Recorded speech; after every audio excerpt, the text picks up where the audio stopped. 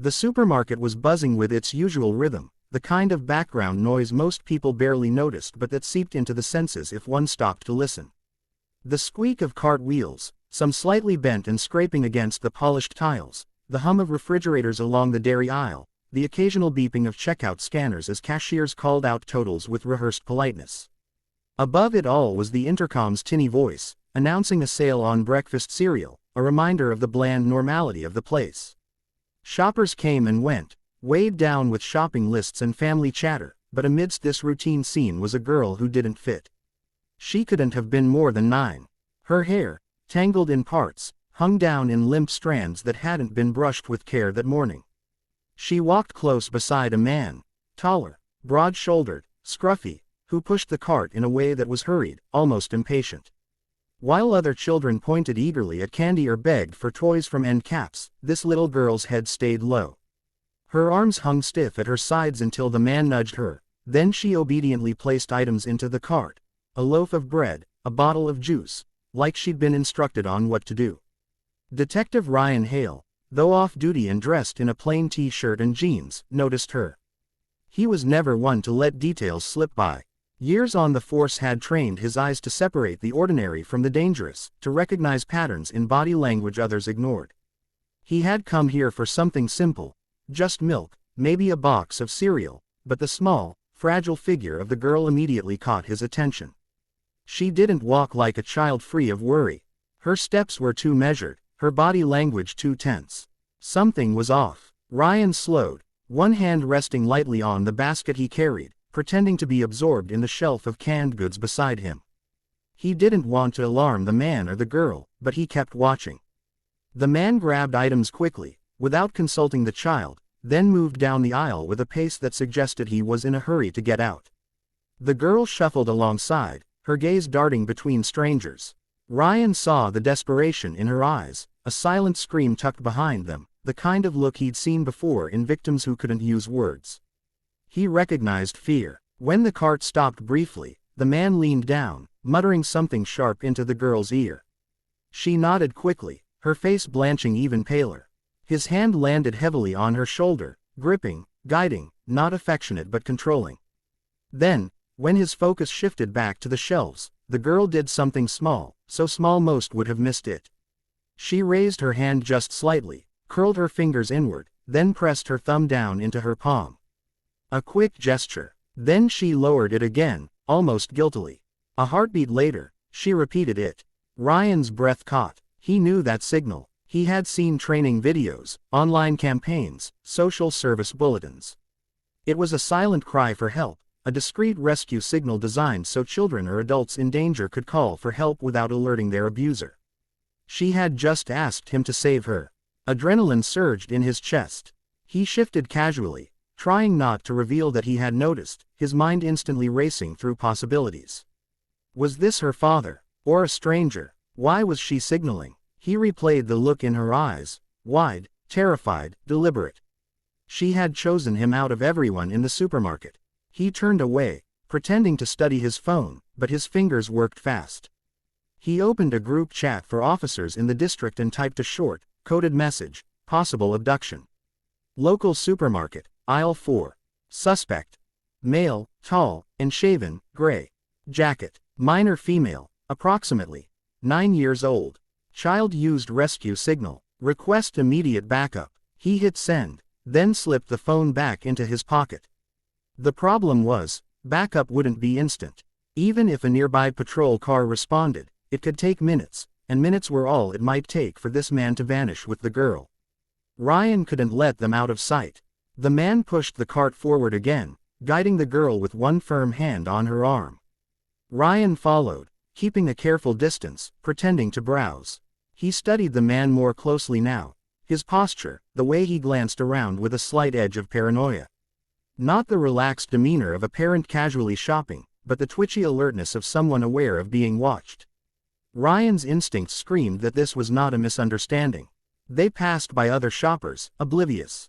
A mother scolding her toddler for trying to grab candy. 2 teenagers joking and tossing chips into each other's cart. An old man comparing prices on soup cans. Ordinary scenes, wrapped in a blanket of safety, completely unaware that in their midst, a desperate little girl was trying not to disappear forever. Ryan adjusted his pace to keep closer. His basket hung loosely from his hand, but his entire body was coiled, ready. He kept replaying the girl's gesture in his mind, the courage it must have taken to try it.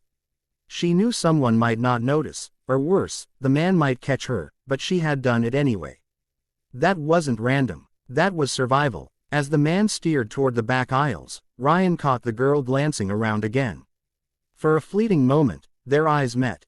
Hers widened just slightly, and he gave the smallest nod, reassurance, silent but certain. He had seen her, he understood, and he was there. The flicker of hope that passed across her face nearly broke him. The man stopped to grab a jar from the shelf, muttering again under his breath, then yanked the girl closer. She winced. Ryan's jaw tightened. Every part of him wanted to step in right then, but timing mattered. He had to be sure. He had to keep them in sight until backup came. They moved again, this time past the dairy section. Ryan followed, slipping behind a mother and her stroller to keep himself hidden. His heart pounded with each step, his mind calculating, where were they heading? Toward the checkout, or out another way. Then Ryan noticed it. The man wasn't collecting many groceries. Just a few scattered items, random, nothing that made sense for a full shopping trip. It wasn't about shopping. He was stalling, biding time, maybe waiting for the right moment to leave without drawing attention. Ryan's gut twisted. He knew what that meant. If this man walked that girl out of the building before help arrived, she might never be seen again. The detective's hand brushed against his concealed weapon at his side. He didn't want to use it, not here, not surrounded by innocent bystanders. But if it came to that, he was ready. His priority was clear, the girl's safety. She glanced back once more, her lips parting like she wanted to speak but couldn't. The man noticed and gripped her wrist tighter, dragging her forward. Ryan's pulse hammered. He quickened his stride, careful not to alert them but unwilling to let that distance grow any further. The air around him seemed to sharpen, every sound amplified. The squeal of a child laughing 2 aisles over, the thud of boxes being stacked by a worker, the crackle of the intercom announcing a price check. But through it all, the image of the girl's trembling hand stayed with him. That small, secret signal was louder than all the noise around him. He wouldn't let her down. Ryan's phone buzzed faintly in his pocket. Backup was on its way. But until they arrived, it was just him, the little girl, and the man who thought no one was watching. And Ryan Hale had no intention of looking away. The man's hand tightened around the little girl's wrist as he maneuvered the cart toward the far end of the supermarket. The aisles grew quieter here, less crowded, filled with cleaning supplies and bulk packages that few people stopped to browse. The fluorescent lights flickered slightly, casting pale shadows across the floor. The girl stumbled once, her small sneakers scuffing against the tiles, but the man didn't slow. He bent toward her, whispering something sharp, words too low for anyone else to catch, but his tone was enough. She nodded quickly, lips pressed tight, fear etched in every line of her face. Ryan Hale followed, his senses heightened, his body humming with adrenaline. He stayed far enough not to draw attention but close enough to react if the situation escalated. Every instinct in him screamed that danger was imminent. The man wasn't shopping. He wasn't here for groceries. He had a purpose, and it was leading the child toward the back of the store. The girl looked around again, eyes wide and desperate. For a moment, her gaze flicked to Ryan, just long enough to remind him she was counting on him. She couldn't scream, couldn't break free, but she had risked everything with that silent signal earlier. Now, she needed him to act. Ryan's stomach tightened when he realized where they were heading, toward the heavy door marked employees only. It led to the storage rooms, the loading docks, the exits where trucks came and went. Fewer cameras, fewer witnesses, a perfect place for someone to slip away unnoticed. The man glanced over his shoulder once, suspicion sparking in his eyes. Ryan immediately shifted, angling his body toward a shelf, pretending to study a bottle of detergent. His peripheral vision stayed locked on the man's movements. He couldn't let him feel the pressure too soon. If the suspect bolted, he might drag the girl with him. The man pushed the door open with one hand, yanking the child in with the other. The heavy metal swung slowly shut, its hinges groaning. Ryan's pulse spiked. He couldn't wait. If that door closed, he'd lose them. He set his basket down on the floor, items forgotten, and strode forward, slipping through the gap just before the door clanged shut. The air inside was different, colder, carrying the smell of cardboard, disinfectant, and engine oil from the trucks outside. Fluorescent lights buzzed overhead, illuminating a long corridor lined with storage racks and crates. At the far end, the man dragged the girl forward, his stride urgent, almost panicked now. "Police!" Ryan's voice rang out, sharp and commanding, echoing off the walls. The man froze mid-step. The girl gasped softly, her small body jerking as the grip on her arm tightened painfully. He spun halfway around, his face a mask of anger and fear, unshaven jaw clenched, eyes darting like a cornered animal. For a heartbeat, the corridor was suspended in silence. The hum of the overhead lights. The distant beeping of a forklift somewhere in the warehouse. The shallow, trembling breaths of the girl. Ryan took in everything, calculating, positioning himself between them and the exit to the supermarket. "Let her go," Ryan ordered, his tone low but filled with steel. His hand hovered near his concealed weapon, but he didn't draw yet.